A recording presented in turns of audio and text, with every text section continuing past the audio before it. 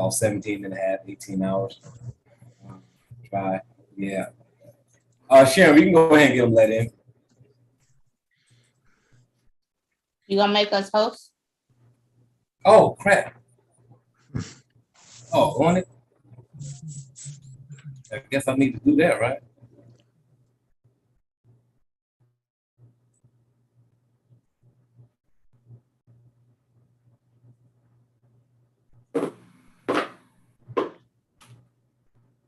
Let's try and then make y'all host. First.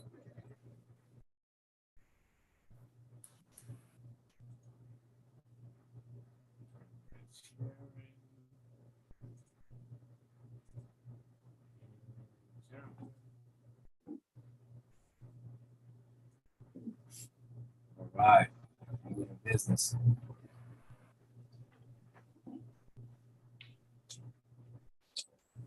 Anybody else? Any other trainers stick up on us?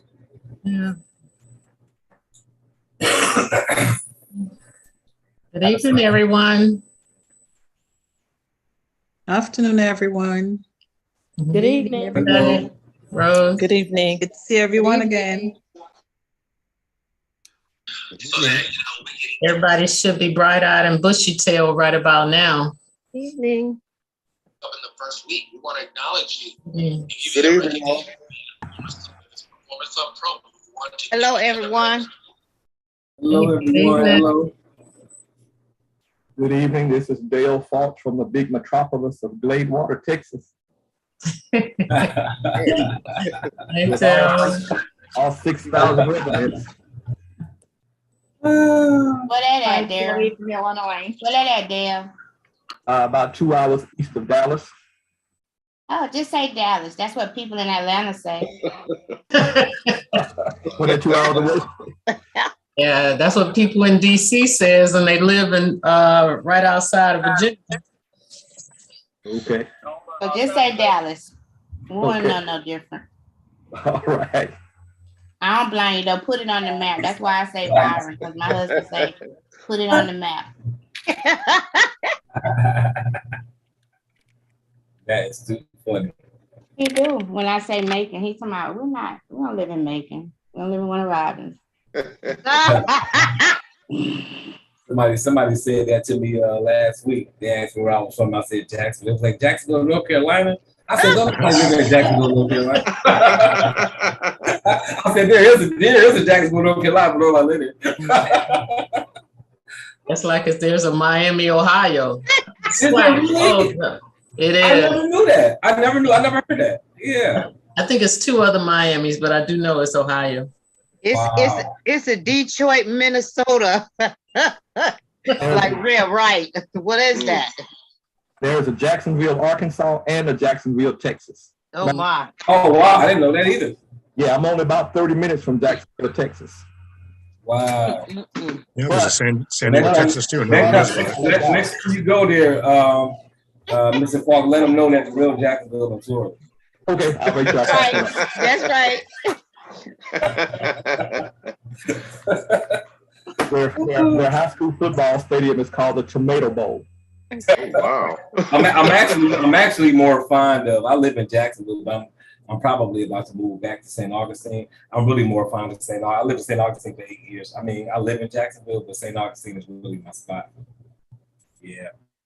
Yeah, all those fake cities. Those are fake cities. They're not the real city. Right. That's right. All right, guys, we're gonna go ahead and get started. Let me move my screen over here. All right, so I told y'all that we was gonna be doing some more celebrating today for on Sherranda Ivey, but Sherranda Ivey gonna have to take a back seat for a second because we gotta get John Hoffman first. So we still got hey, that's the pains of having 7 awards. I mean, what you want me to tell you? So we gotta do her. We're gonna do her last. We're gonna get John first. John was traveling, so he wasn't on with us last week. So appreciate you guys all for being on with us here again for another week. Love the family. And Sherranda, I heard from about 3 different people too. How that y'all's call last Thursday was like off the chain. Y'all's Thursday night call. The accountability call. Couple Always off people. the chain. Huh? I just saw that somebody just sent me that emoji, but it's always off the chain. Always off the chain. It was like, yo, she need to be challenging for that training. I was like, yeah, she probably gonna get in trouble if she do that. She can't do that. You can pay her for that for training. I ain't gonna do that. Yeah, they said it was off the chain. So yeah, for all those that's plugged into that accountability call on Thursday nights, that's where it's at. So those are the steps that you guys should be taking. Like get plugged in, take the certification training. Certification training this weekend, right? With Chrissy Lee Allen Rome, is that the case? 23rd. So you got a CDLP training this weekend with Chrissy Lee and Alan Roman. So make sure you're certified. And if you're not certified, if you are certified, make sure you're taking refreshers. Of course, obviously, you don't need to take every one. I always suggest quarterly. The other trainers might suggest something different. I think if you're serious about CDLP, taking it about 4 times a year will only cost you $200 a year for your education. So that's not a whole lot of money towards your education in CDLP if you take it quarterly. And then get plugged into this Monday night. Get plugged into that Thursday night accountability call once you started rolling, meaning that you're making calls, you're calling on companies, you're prospecting companies. You're saying, hey, look, I'm in the mix. I'm picking up the phone and I'm dialing, or I'm walking out of my house and I'm going to CDLP companies. At that point in time, I would say you should start getting on a Thursday night accountability call. You can find that information on the CDLP Facebook page. Go there and just scroll down until you see that. I think it's like an aqua blue, like a light turquoise welcome. And when you see that, that is the way that you get plugged into the accountability. So if you're certified, Monday night, Thursday night, plus you've got the Facebook page, you should be good there. That should help you plug in enough and see. Hopefully, you can maybe find an accountability partner either on Sherranda's Thursday night accountability call or on the Facebook page, or maybe on this Monday night call to find somebody else at CDLP that's serious about the business so that you can move forward. So I would tell you to definitely do those things kind of in that order. So the first person we're going to go out to today is going to be John, and then it's going to be Sherranda. We're going to be doing some more celebrating today on their success and talking to them about the things they did to earn those different awards, the things that they're doing in the field to write a certain amount of business. So hopefully you guys can take some notes on that and figure out some things that you're doing right that you're not doing enough of, or some things that you're doing wrong in general. We're going to start with our introductions. But before we get into our introductions, I wanted to throw a question out there, because again, I always go to the page and kind of see what's there. And I know that John, you can answer this. I know that Sherranda, you can answer this. Somebody had asked, I think Valeria, I don't know if Valeria is on right now. I'm going to scroll through and check, but she had asked a question on the page about whether or not a company can data queue a violation if the driver goes to court without an attorney. So a driver gets pulled, they get a moving and non-moving violation, they go to court without having an attorney, and they get a result. Can they data queue that even though they didn't have an attorney, of course? So if you guys can answer that, that would be great.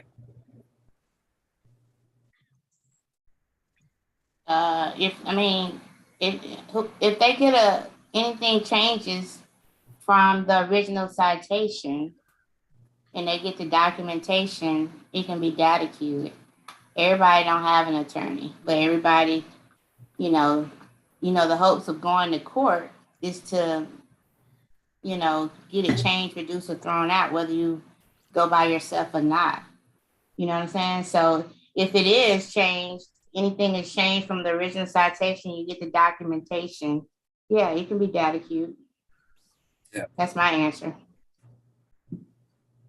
And that's John. You can get data queued. The problem with the driver is he has to go to court twice in order to do that. He has to go to court the first time to plead not guilty, to get a court date, and then go to court again and hope that one of two things happen. The policeman doesn't show up, so he gets the case dismissed, or he's lucky enough to get a sympathetic judge, or he has some type of proof that he can show that he was not guilty of the infraction that he was written up for, and then get the court document, to go on the data queue system.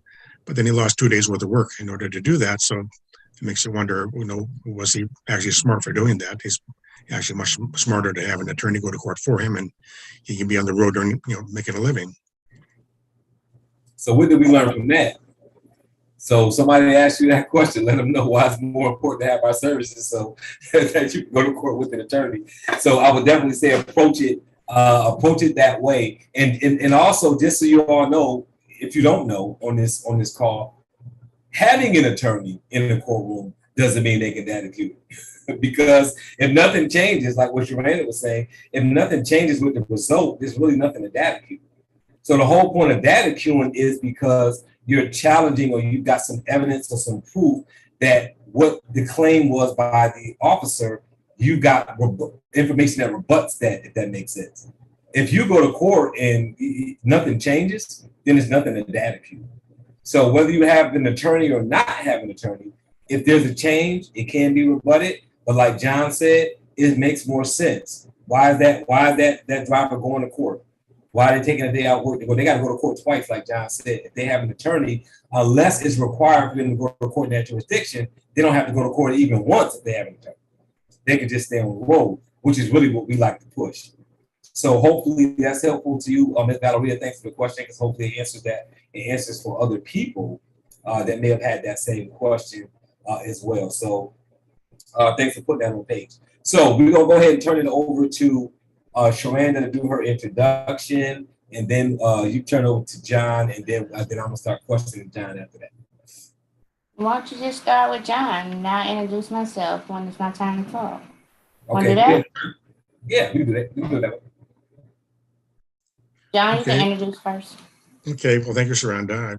I'm sure you took up most of the call last week. That's why I wasn't. I didn't take any of it. John Hoffman and Darcy. No, you probably had to pay an overweight charge in your airplane from all your trophies. I got a testimony on an overweight charge this week, though. You did? I did. I had a driver. I did. Yeah, well, that's what we got. You know, I got one of those, and Sherranda's got probably a whole Yeah, he's chest full of talking them. about you, John. Talk about Okay, you. all right. Well, I got recognized for being one of the top 10 trainers of the year, and CDLP was well represented at the convention. For the top 10 trainers of the year were CDLP trainers, and Sherranda, myself, Alan Roman, and Kristen Seelig were in that group. It was always nice being at the convention. I was taking the Mother Road driving there, Highway 66, for a lot of you that don't know where that is on the East Coast. That's from the original road from Chicago to Santa Monica. And while I was driving that, most of the way I was recording DOT numbers and adding to my prospect list. And it kind of kicked my butt. You know, driving the way back was not fun. It was, especially after the convention, it was a little tiring. I'm glad I made it back though. But that's why I wasn't able to make it on the last Monday's call, because I was probably still on the way to recovery for last week. But I've been in Legal Shield for 14 years. It's my 14th year.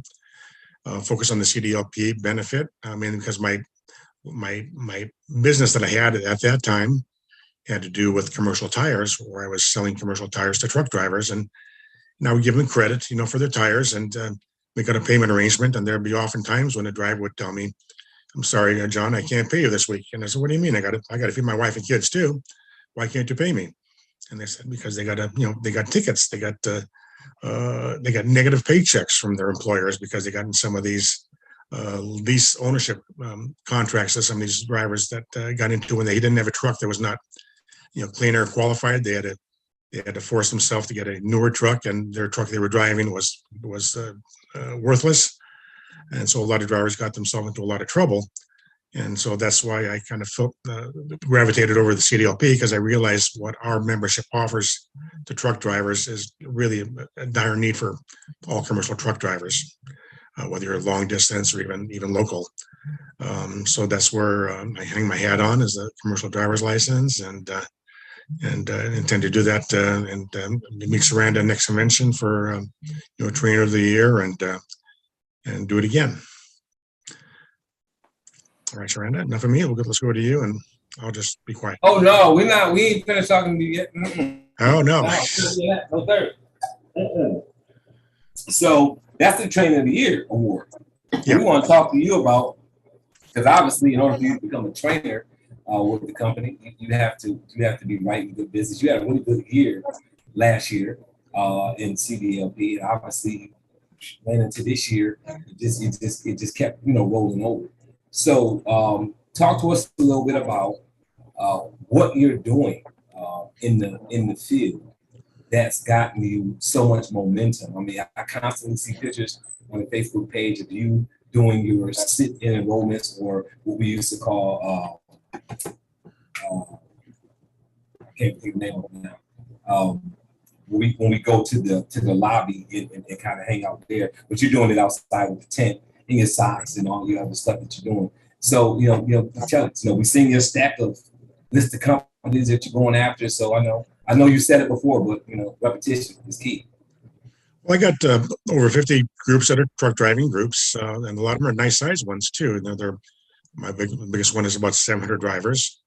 I also work some groups for some other associates that have asked me to service them for 1,000 drivers or more, like Alan Roman, and I have another associate in California that has got a little bit too fragile in his life. He was a retired CHP officer, and he can't do it anymore, so he's asked me to step in. But I kind of laid the foundation with these trucking companies that have 50 to 100 or a few hundred or more that. As COVID releases its grip on society, that I'm hoping that this year is going to be one of those years when they start doing safety meetings again. We're going to be able to go in and just capitalize on it, because while COVID was in place, even this large company, I had 700 drivers. I only got a handful of memberships out of it, just because I had to talk to them one-on-one. So that's going to be the change. But what I've seen in my prospecting is that the FMCSA, which was really not handing out a lot of infractions last year, they have doubled their effort this year. A lot of trucking companies are really getting written up and fined heavily for the audits they've been undergoing. And so that's what I've been working on, is my list of contacts, and believe me, there's plenty of them out there to go after. And there's a lot of trucking companies in all the states that need our help, that have gotten fined or are close to being fined if they haven't been fined yet.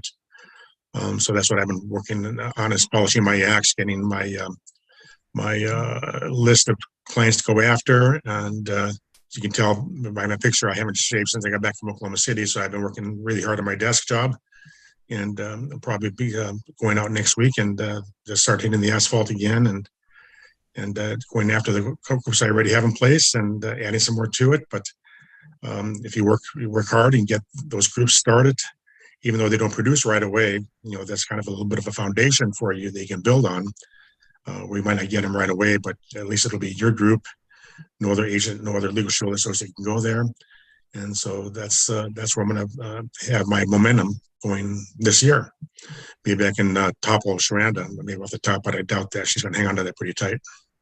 So let me ask you a question, because I know that you go out and you kind of do walk-ins, and you kind of play the field. So I know that you call companies. Why do you prefer to go out and walk in? Because I'm a walk-in person myself, and I know Sherranda have played both ways. So, like, what makes you do the walk-ins? Well, I do both. I do the phone call, but I do the walk-in because it's a little bit harder for someone to tell you no to your face, especially if you walk in with something that's of interest to them. It should be of interest to them. You want to create a relationship with them. It's hard to do that over the phone.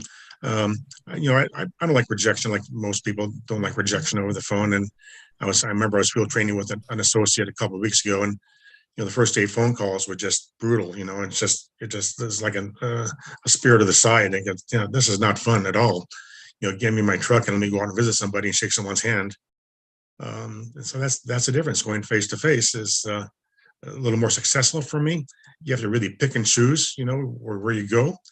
But like I said, with the tools that we have at our disposal for CDLP, it's easy to pick and choose those companies that really, should open the door to us and sit down and have a conversation with. And maybe it might not happen the first time. That group of 700 drivers, that was one of the easiest groups I ever signed up, but it hasn't materialized like I thought it would. And some of the harder groups that I've had to open up, they have done quite well, but it took a little more effort on that part. So it's always a follow-up. You got to follow up. You can't let it go once. You have to go back multiple times. Always go back with something new to share. Don't come back with the same thing. I'm actually trying something new since I've been back from Oklahoma City, as I want to try a email campaign with some of these lesser companies that like Sherranda goes after, these smaller companies. I'm going to try and do a email campaign and send out a blast of emails to, I got a list of about 2,500 trucking companies. I'm going to send it out and see what happens. At least if they say no to an email, it doesn't hurt so much. No, that's correct. And it doesn't, it's just an email and you get to more people in a quicker amount of time. So it's definitely more efficient. So when you're prospecting these companies and you're, I look at you call to, but you like to walk in, how do you identify? Because you've got some bigger companies. So how do you identify a prospect, a CDL prospect versus a suspect? Because every trucking company is not going to be a prospect for you, I'm assuming. So how do you identify a trucking company? What is your process from start to finish when you see a company? What's the first thing you do all the way to the last thing you do to make them a prospect? Well, the low-hanging fruit that I go after are the ones that got fined, especially the ones that got fined recently. I updated my list this morning of companies that I got fined with associates that I'm working with in other states. And the ones that got fined, and it's pretty much in recent memory to them, like they wrote that check recently, and they might have cost them, maybe a nice dinner with the wife, or a nice vacation for the owner because they had to write a $15,000 check, to the FMCSA. So that's what I go after as soon as when I see it's a fresh fine that's out there. And then if it's got, I kind of focus on 30, 40, 50, and if it goes beyond that, up to 100 and maybe 200 drivers. That's where I go after. The ones that are small, like that, it's not really going after them in person like that. You have to really try attack them by phone, or I'm gonna try by email and see if that makes a difference. Like I'm hoping sending out 2,500 email blast, I might get maybe a 30 or 40 replies out of that. We'll see what happens, and I'll let you know the progress of it and what I use to do it. But that's what I do. I look for the long-hanging fruit, people that have gotten fined, or people that are about to get fined that have really bad scores on their CSA, and then I can share with them. You're gonna get fined. I tell them, you're prepare for it. You're going to get fined, because I see companies that have less safety scores than you have, and they got dinged. And unless you do something now to put something in place to try and stop the bleeding on that, you're going to get an unpleasant visit. Gotcha. So what you have in bigger companies, I know that I normally tell people to go after companies with less than 30 truckers. I know Sherranda goes after companies with I think fewer than 10. So for you going after bigger trucking companies, what would you advise other associates? Would you advise them to do that if they have experience in group enrollments processes in general? Would you tell them to start small, because somebody might be looking at this and saying, "Oh, he's going after big companies. Why can't I go after big companies?" Right? Last week, Mr. Joshi Arjun did his testimonial. His big company is, I don't know, I think a few thousand truckers or whatever inside that company. So he's going after, he goes after a couple of big companies. So what's your advice to people on the size of the company? Well, you have to learn from experience. And of course, right now, they have the field trainers available you can go with, and they didn't have that when I first started. In fact, the trainer in California was Krista Oftenberg. She's one of the top group enrollees in the company, and her advice was fake it till you make it. And that's what I did. I just took my lumps, and as I started to do that, I've gotten thrown out of a couple places. Went to the back door and got shown the front door. Just by being a little too overly aggressive, but that's my nature. I tend to be. I don't let a closed door stop me. I'll find another way in, especially if I know that's something that they should look at if they do have a problem. And then Arjan did. He made a U-turn and he got lucky, and I know that area where he has the one trucking company. I mean, I'm amazed because I keep a list of those companies in that city where he has focusing on that, and I can't believe all the trucking companies that have got problems up there. He's in a gold mine up there in that one area where he's at, up in a little border town in Northern California by Oregon, that he found this one company at, and there's must be 20 companies and they've all gotten fined, by the DOT. So you just have to find your place where you're going to go and work it. and then branch out from it, get referrals from, from your current groups that you have, and especially if they know how you service them. Don't force your way upon them. Then let them make it their decision, that you want to be there. And then, and if you get a good relationship with it, the one group that I service down in Rome, and I've got the orientation guy trained so well that when he talks to the drivers before I get to talk to them, he tells them, I suggest you get this, okay? Because you're not going to get another chance until their annual enrollment in November or December. And if I were you, I'd get it. So when I got to go up there, I say, well, this is what it is. Here's the application. Just sign right here. And that's all part of the training, though. You have to train the person that's introduced you, how you want to be introduced.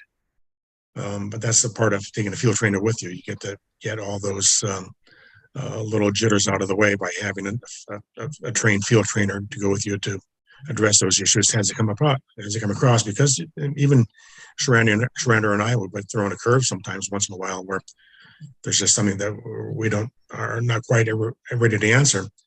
I had this one group that I was trying to get that the owner said, well, how can I make money off of this? Of course, with the Legal Shield, you can't sign up an associate to market his own group. That's against the policy in that. So, but you could do what they call a affinity program or a finder's fee program, and I just wasn't prepared for that question he gave me back at that time. Again, there's where a field trainer will come in handy, because you might come across those things, especially with larger companies, because this was quite a large company. He had an influence of over 3,000 truck drivers. He said were all Indian owned. And I'm still trying to get in there, but it's been a little bit of a problem. Definitely a process. So no, I appreciate that. Thank you for all of the tips. So hopefully you guys took some notes. I saw a bunch of people congratulating you in the chat while we were talking. So definitely thank you for the tips, and hopefully it helps everybody in every aspect of what they're doing, from prospecting trucking companies to knowing that it's important to train the person who handles orientation. Whoever your person is that walked you in, they should know. They should be trained on how to help you close that deal. So that's important. I don't hear that a lot, but it's definitely important. That's definitely important. So thank you. Congratulations again on your award. And we look forward to hearing more from you on our fourth annual CDLP prospecting trucking companies, transportation companies training that we're going to do coming up in May. So appreciate that, brother. Looking forward to that. And by the way, Christian Selig's training this next Saturday is going to field the attorney too. Rick Zabby, the attorney, is going to be on there too. So it might be really worthwhile listening to his input. Absolutely. Yep. The attorney's going to be on there. I know I saw a question go through there. I think Sherranda answered that question, but I wanted to deal with that question too from another aspect where it does matter, meaning that Sherranda said something in her response about us not being able to see the CSA score. So like I saw the question that Daniel asked about what CSA score triggers the audit. Well, one, we don't see the CSA score, so it doesn't matter. Like we're not going to see that anyway. So it doesn't matter even if you know the score that would trigger it, which I know I don't know. I don't know if they know, but I know I don't know. It wouldn't matter because you can't see the score anyway, so you wouldn't know what was triggering it anyway. What I will tell you is this: if you're going after companies that have what I would concentrate on is going after companies that have a pretty bad hit in the last 6 months. Now, the other trainers can speak to this as well. Do I know how close that's going to get them to an audit? I have no idea, because that's not important to me. I don't know what it takes for a company to get an audit. I don't know how many hits they take for them to get an audit. I really just don't know. I do know that for me, it's easier for me to have a conversation with the company that I see have taken a lot of hits in the last 6 months. And that's also determined by the size of the company. So if they got 20 non-moving violations in the last 6 months, they got 2,000 vehicles, that's probably not a lot of violations, but they got 2,000 vehicles. If they got 10 vehicles and 20 citations in the last 6 months, then yeah, they're doing bad. Plus, that's why percentages are so important. So what I love about percentages is it takes away all of the thinking of, hey, is this a big deal for this company or not? That's why the national average is important to look at. Look at the national average for a driver. Look at the national average for a vehicle. That will help you determine where their problem is at and what, you know what I mean, and how bad the problem is, because how high that is over the national averages. Is national average is 20% per vehicle and they're at 40, then guess what? they're at double the national average. That's a problem. That's a problem. If national average for drivers 5% or whatever it is right now, and they're at 30%, that's 5 times the national average. They have a problem. So whether that brings them close to audit or not, I don't know, but I do know that if they're doing 5 times worse than the national average, they certainly need our help. That's how I would answer that. I think when you start digging into what their score is and how close it is to an audit, it's going to end up having you say things that you can't necessarily show facts for.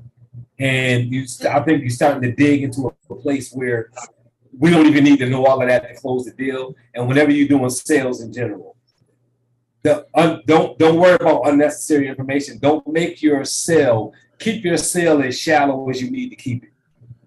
We only need to know a few things to close the deal when it comes to the CDL.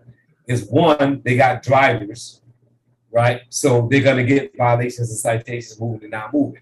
If they want their insurance to stay a little bit more stable than it would if it was out of control, if they want to keep the FMCSA or DOT kind of out of their face, they want to have an attorney dealing with their tickets, because guess what?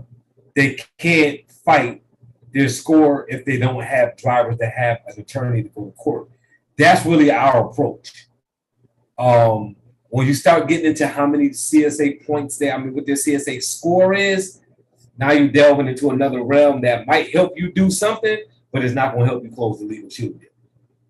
So I'm just telling you, that's my experience with that. So John and Sherranda, y'all can touch on that. I know Sherranda, you responded in the chat, so you may or may not want to say something, vocal. I don't know, but I'm opening it up to the other trainers to speak on that. If you guys want.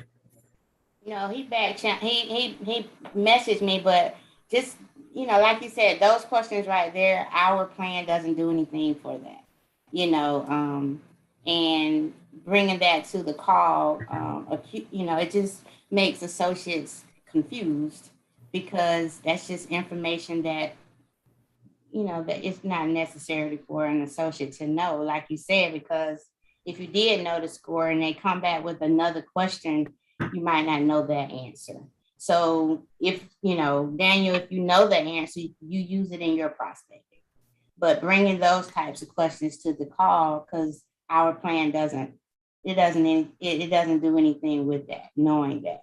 So, it just kind of confuses the associates. So, like I said, it just doesn't do anything with our plan to know those numbers. But if you are well versed on that, it's great. You go out and you prospect and do that. But on this call, we try to make it as easy as possible for us to make the main thing the main thing.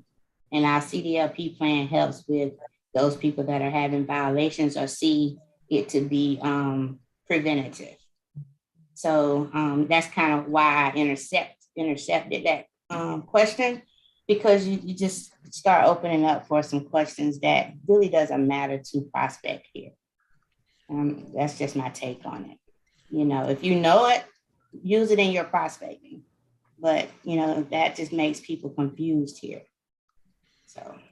That's right, Sherranda. Well, our plan doesn't really help with vehicle violations, or percentage of vehicle violations, but that's where our business plan might come into more play. They might have an outside mechanic that's doing a poor job, and they need to get some type of help with that. But if the driver's got problems and that's over the national average, that's the kind of person we want. That's the company we want. Absolutely. Good stuff. So Sherranda, time to talk to Sherranda Ivey. You ready? I'm ready, John. You ready? I'm ready. I'm going to phase out. Yes. John, we all going to be taking notes. So first of all, congratulations again. I know you've been getting congratulated since the conference, but 7 awards at one conference is a big deal. And like I've been saying, something, and I haven't had anybody challenge this yet. I could be wrong on this, but I haven't had anybody show me where I was wrong on this yet. I don't know if there's any other associates in the company that have 2 LOJ awards that don't have, that has less than 100K ring. So you might be the only associate with a 50K ring that's got 2 LOJ awards. So congratulations for that as well. So it shows that the hard work pays off here with the company by going out and doing specific things to make your business grow. And a lot of us here have watched you go from 0 to 100, you know what I mean, in X amount of time.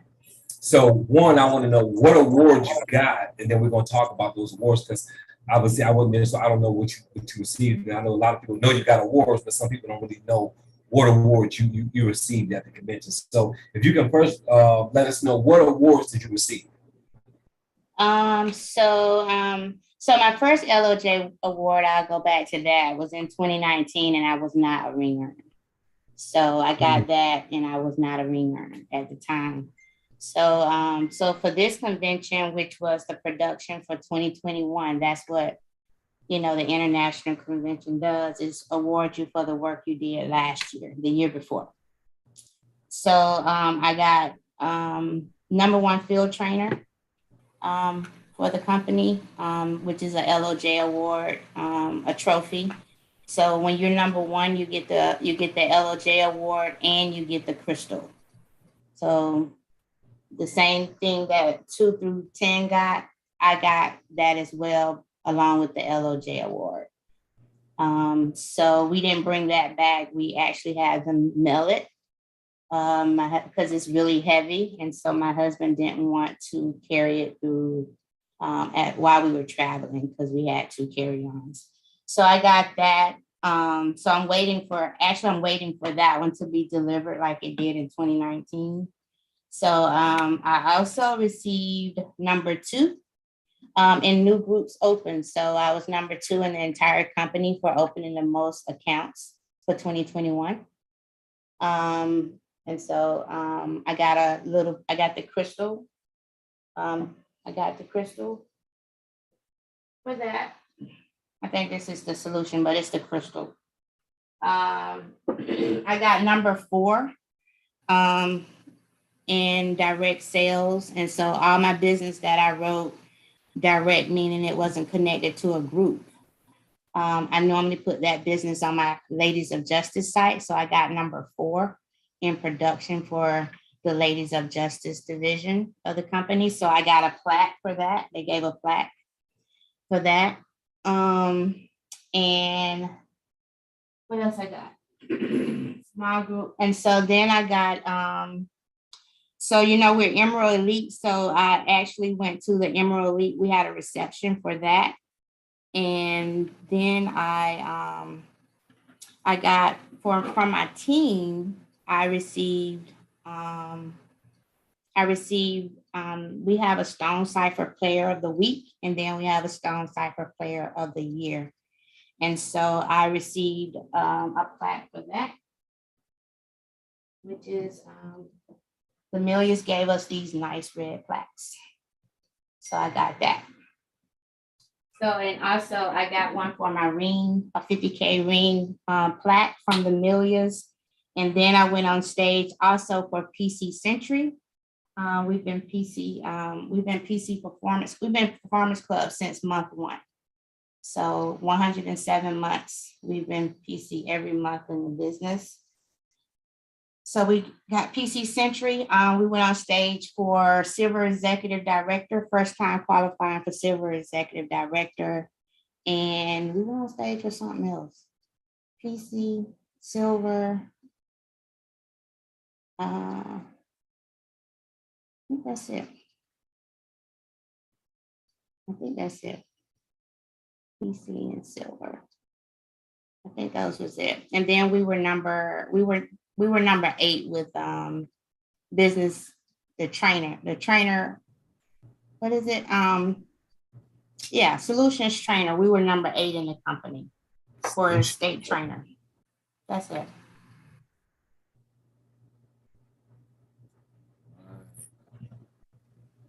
All right. So let's hit these. I'm gonna hit these one at a time. So the field trainer were you number one for the entire company. So that means that, and I don't know how many field trainers are in the company, but I know that there's hundreds of field trainers in the company.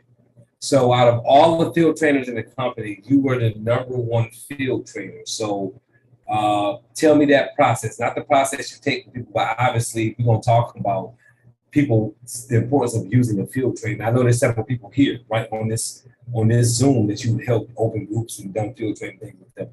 So why do you think that that's so important? Because you're the number one field trainer, so obviously you see the importance of helping people when it comes to field training. Yeah, so like in 2019, you know, I got it for 2018. Well, I got it for 2019. I got it in 2020. So 2019, I earned it as well. And I was knocking on doors at that time, John. But you know, this time I got it picking up the phone. And why I'm so passionate about field training is because when I first got started, honestly, they like John said, they really didn't have a program that I knew of. I mean, I think your upline would help you or whatever.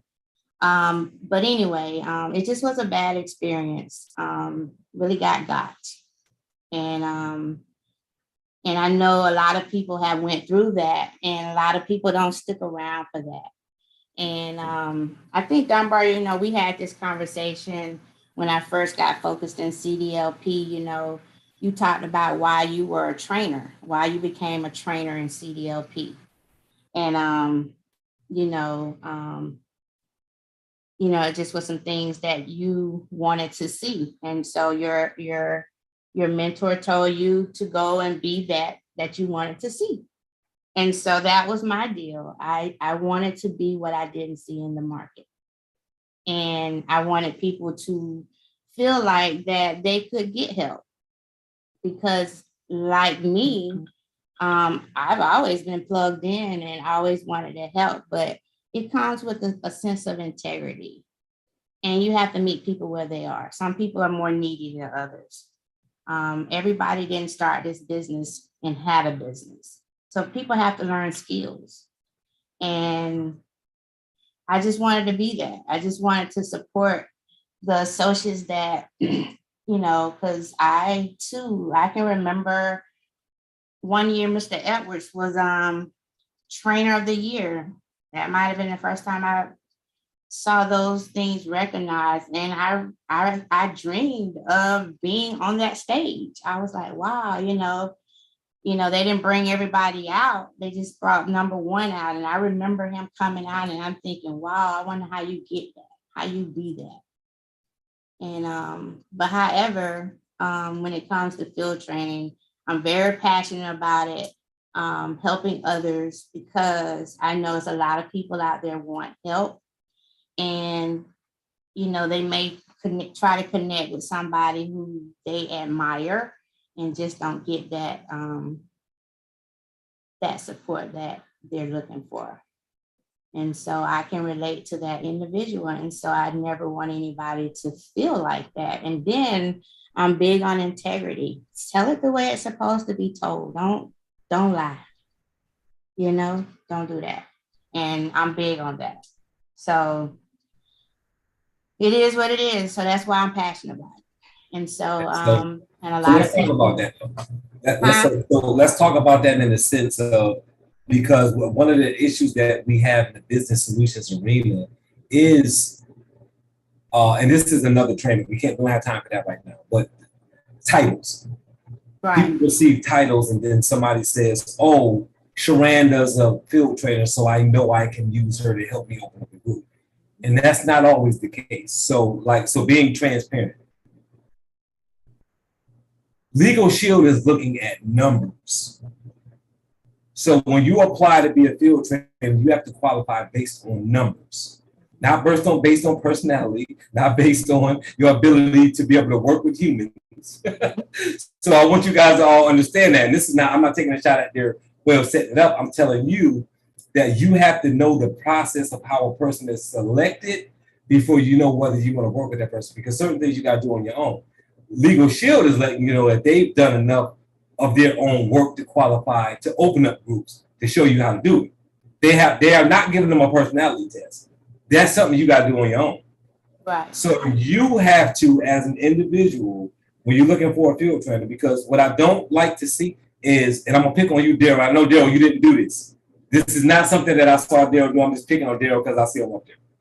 If Daryl goes and gets a field trainer and says, okay, this field trainer couldn't help me, field trainers aren't no good, these field trainers don't work, I'm not using a field trainer. You can't not use a field trainer because the field trainer you used was bad. And the field trainer you may have not used may have not been bad, it might have been you. So what we have to understand is that you gotta use your women's intuition, your man's intuition, your gut, whatever it is you use, your energy, your vibes, whatever. Everybody's got their own deal that they use. You got to understand how to work with people. And if a field trainer doesn't work, find another field trainer. Right. The field training program works. Some field trainers just aren't good field trainers. And some associates aren't good associates. So because you're going to have those two dynamics, sometimes it's not going to work. So always look at yourself first.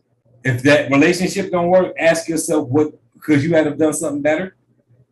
And then if you realize that you didn't do anything wrong, you did everything you were supposed to do, then maybe you need to just change who you're using as a field trainer. Maybe you don't work well with women. Maybe you don't work well with men, right? You have to figure out and understand that just because they're labeled as a field trainer does not mean that person can help you open your group. So I hope that's clear to everybody.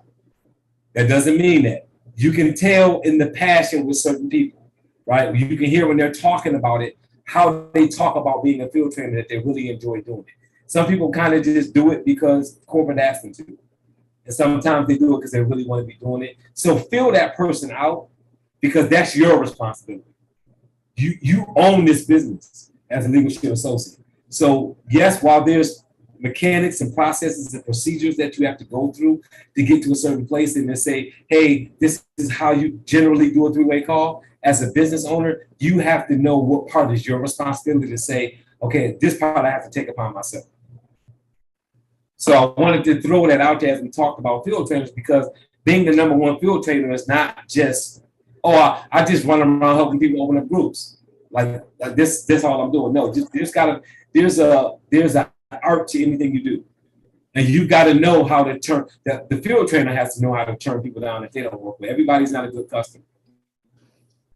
I learned that years ago in business, right? A good running business means that you got a good product, good customers, and good employees. If one of those out of whack, you'll mess up your business. So, selling the membership to everybody is not good for your business. Recruiting anybody on your team is not good for your business. As a field trainer, right? Sharon, you up there as a field trainer, you can't field train everybody. Sometimes it's like it's a headache. It's therapy. And that's not what that like it's not supposed to be therapy. It's supposed to be me showing you a technique to open up groups. So I don't need to be talking about your bad divorce and your kids and your drama and all that. No, this is supposed to be me helping you open up a group.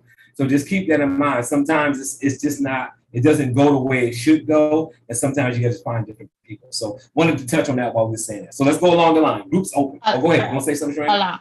I'm gonna have to cut this short. I gotta train in a minute. So I forgot about that. I got to be on with my platinum in a minute. But I'm going to just say this. And I got to the place too, when it came to field training, people come to me about all types of things in industries. I'm at a point where I turn people away because I know where my focus is. So my goal is to, help everybody win. And so when I know where my strengths are, I stay in that. So you're right. You can't train everybody. Not that I don't know it and I probably couldn't close them, but I know everybody is looking to connect with people so they can win. And so I take that in consideration. So I turn people away because if I'm not comfortable, I know I'm not going to do a good job. So, I'm sorry, but I'm going to have to bounce. I just forgot. No, I got you. I know how it is. When you get all the awards, everybody wants you to speak and you got to platinum. I get it. I don't do it. I don't do it often, but I do commit to them, about twice a year. But yeah. So this is my week, but but just know all that all the accolades I got the other week, the awards I got, yeah, it was a lot of work. And really the work came from grief. I was in a bad place. And I just got laser focused to remove the noise and come out of that hole. And so, but it really was focused effort, probably the last 4 years of just my skills. You know, like John said, I started knocking on doors, but you build that muscle the more you do things. And so these awards came from picking up the phone. So, but you know, will I go back out in the field? Eventually I will, and I had success out there. But those accolades the other week were all these years I became laser focused in this space and picking up the phone. So that's where that came from. Next week, Sherranda, we're going to talk a little bit more about how you got groups open and production, because it's two different things. We're going to talk about those things and how you did those together and all that stuff. So, because those are all, it's not just about the award, it's about what you did in the field to do that, because that is two different things. Yeah. And if you're doing both, it makes a difference. So go ahead. I know you got to go. Yeah, and that's the thing too, you know, we can field train people, but I'm big on doing my own because I know my family has to eat. I work with associates, and being a field trainer, when you get the accolades, it's from production. It's not just you put your name on a piece of paper. Those groups have production. And so, but I do my own production. So all that other stuff was my own production. And then when I do direct sales, I put it on Ladies of Justice because they have incentives. So why not get those incentives as well? So absolutely, guys, I appreciate you. I'm sorry I got to bounce. I should have went before John, but John just anyway. Right. I gotta go though. Okay, y'all. That's okay. That's okay. We're gonna talk a little bit more about some of your accomplishments and some other things. Right. Talk to you soon. Okay. All right, gotcha. So guys, I can add to that, Robert. Huh? I can add to that too. Like as far as a field trainer, if you can't find a field trainer, get a workout partner. Because a lot of times you get a workout partner, you're accountable to each other. You're not going to procrastinate on each other's time. But then, you know, be strong enough that if that field partner is not working, you know, cut him loose, you know, find somebody else. In my early days, I was with a field partner and I just felt like I was obligated to him, but it just wasn't working out. And so I just, you know, just had to say, well, you know, I did find somebody else that I can work out better with, because the one I chose just wasn't a good match. And you find those things as you go along in your business. But a workout partner, actually, if you're working group, some of the early training I took on that, it said it is ideal to walk in with two people. When you call on a prospective group account, it's walking with two people.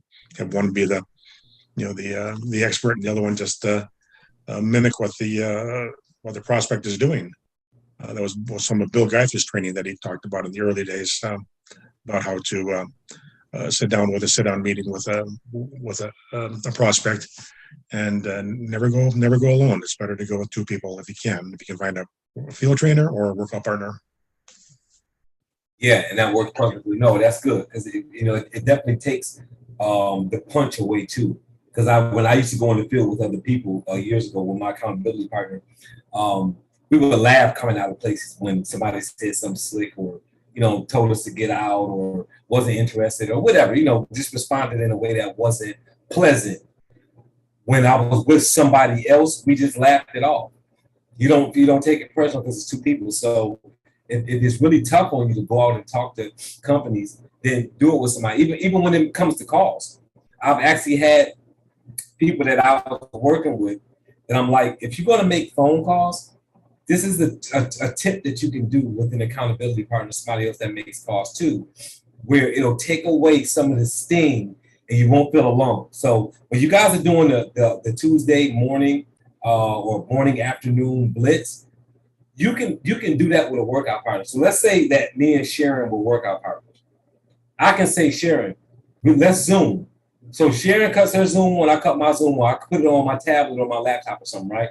I've got my Zoom over here up in the corner. I can see her, she can see me. I got my Zoom on mute, she has her Zoom on mute. But then we have our phone calling through our list. And I'm watching her call and she's watching me call, but we're making calls. You feel like that person is making calls with you, even if it's just one other person.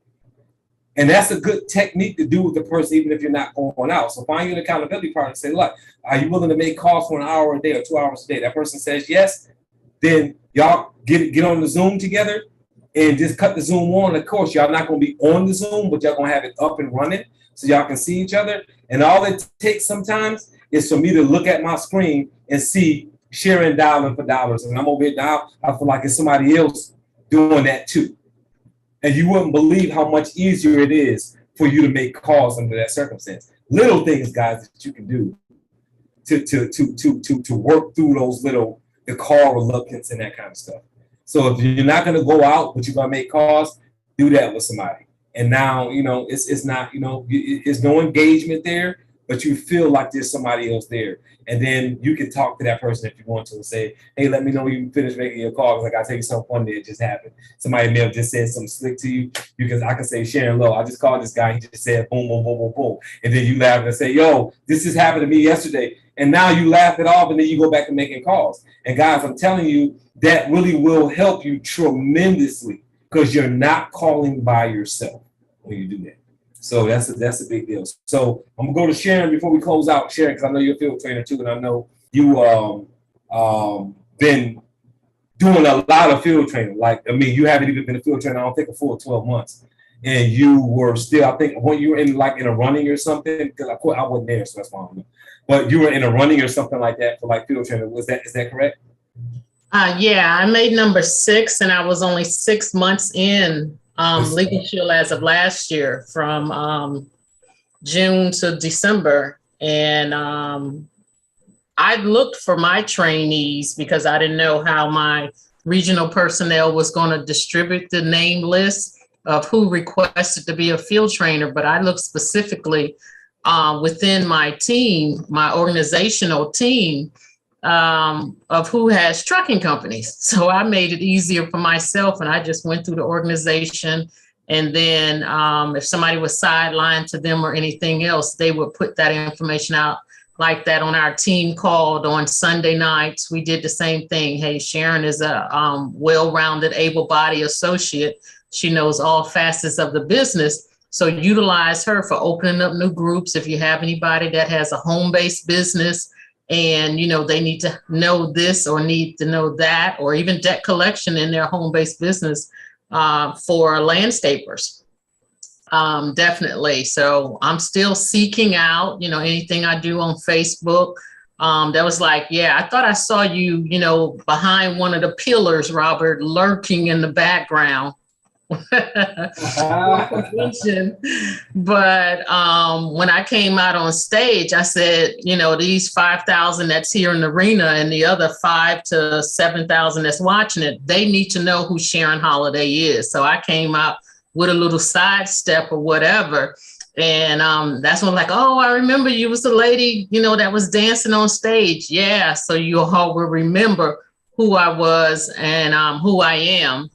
But I like that you mentioned that everybody can't work with the field trainer, or the field trainer can't work with everybody, because I happen to have this one person in the CDLP space, and I ask her, my homework assignment is look up the DOT number, tell me the number of drivers, number of units, and what are their numbers.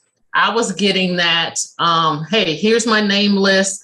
This is about 600 employees. Will this be good? No, I'm not doing your work for you. I got my own work to do.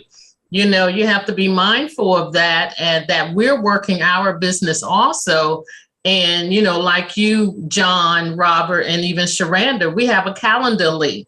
I do my work during the daytime, and then I squeeze in everybody else between these hours, after hours, or if it's a decision maker meeting, call me, shoot me a text if I'm available. We can go like that. But other than that, the people that I work with have my schedule that I work off of. So if you happen to land a decision maker appointment in the CDLP space, because I train, you got to work the CDLP space backwards. If they tell you, Robert, yes, I want to hear, I have time, please share with me what it is that you have.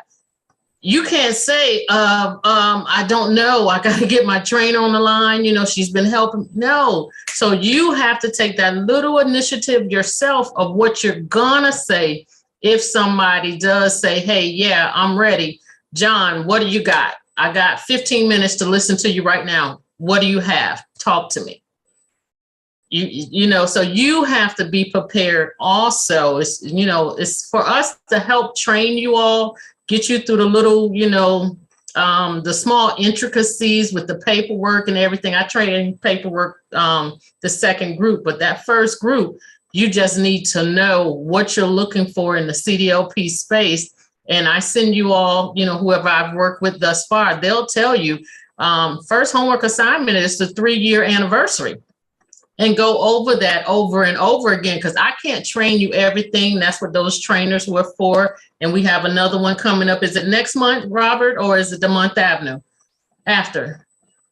You're on mute. I see your lips moving, but I can't hear you. Which training are you talking about? The 3rd-year anniversary prospecting training that you do on YouTube. Yeah, it's going to be in May. Okay, so in May. Yeah. So next month, right.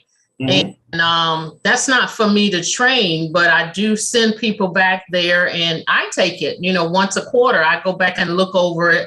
That's why I'm grateful that I'm on Sherranda's accountability call, because the associates, they're no longer newbies.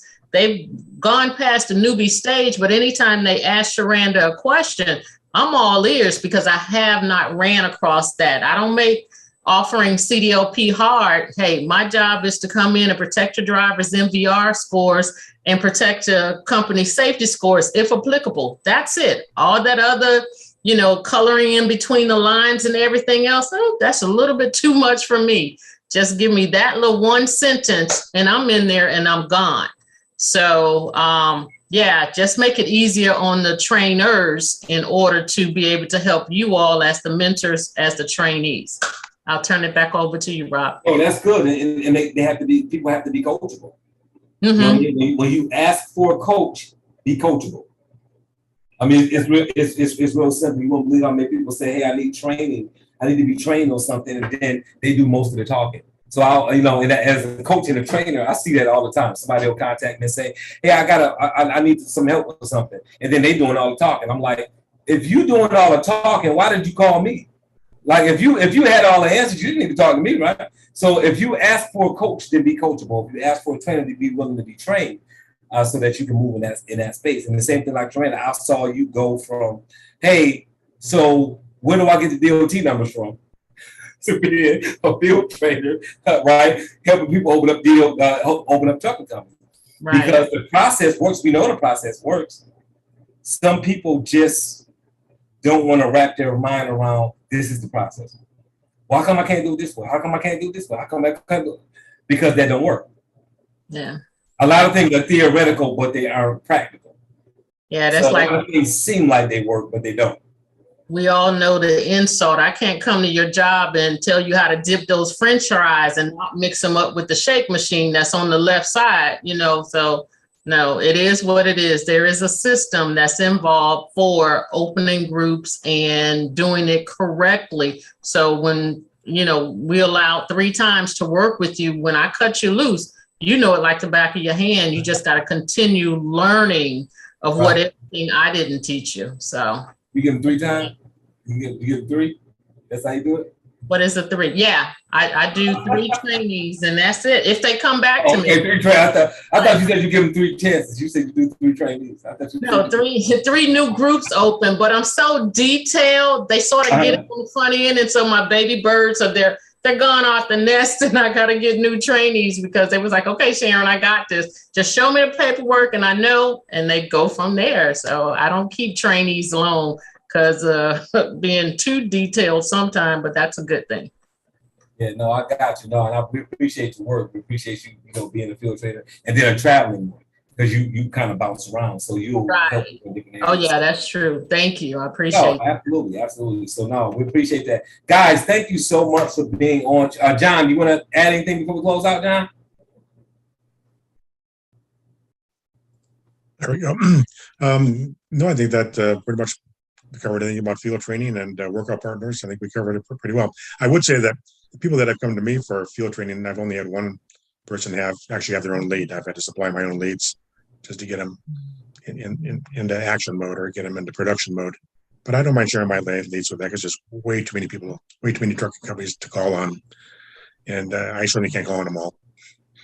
we need more associates, definitely. Absolutely, absolutely. Well, we appreciate you all guys for being on.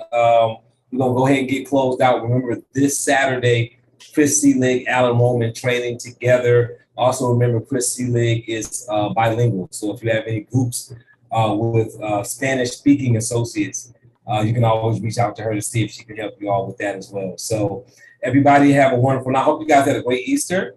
Holiday, whatever you call it. I try not to say happy Easter to people because somebody be like, don't call it. Hope you guys had a good holiday yesterday. So, however you celebrated. And we look forward to seeing you guys next Monday. Some of you guys on Thursday for Sherranda's call, and then some of you guys on Saturday for the CDLP. But definitely here next Monday, 8:30, we'll be here talking. We're going to talk some more about some of those accomplishments that Sherranda had, because I want to particularly talk about those three dynamics of I'm field training, and I'm doing my own production and opening up groups, and I'm selling memberships that are non-group. That's difficult to do. I'm selling regular plans and opening groups and helping people open groups. Those are like, she's working in 3 different spaces and got awards in all 3. So that is important to understand. That it takes a lot of work, a lot of production to do that. So we're going to talk about that dynamic and what you guys can do to get better in those different areas. You may want to just focus on one of those, not 3, but she'll be able to tell you how to do those things as well. So everybody have a fantastic night. Thank you guys again for being on. We look forward to you guys on next week, Monday. Thank you, guys. This was Rest great. well. See you next week. Thanks for the work. Thank you. Thank you. Congratulations, Sharon. Thank you. Night, everyone. Thank you. Yes, congratulations, Sharon. And Mr. Hoffman. Bye. Good night. Congratulations, everybody. Thank you Mr. so much, Dunbar. Ms. Holiday. Thank you. You're welcome. Congratulations. Night, night. Yeah, good night. Thanks for sharing. Congratulations, Sharon. Ms. Holiday. Bye-bye. Thank you, Mr. Shivers. Have a good evening. Good night, all. Let's move some numbers this month, actually. No, that's right. Let's do it. Don't get caught up in the shiny tools or shiny gifts that's on the table. Keep your head down and stay in the CDLP space. All right, protect these drivers. Let's go. Thanks, Sharon. Bye. All right, see you.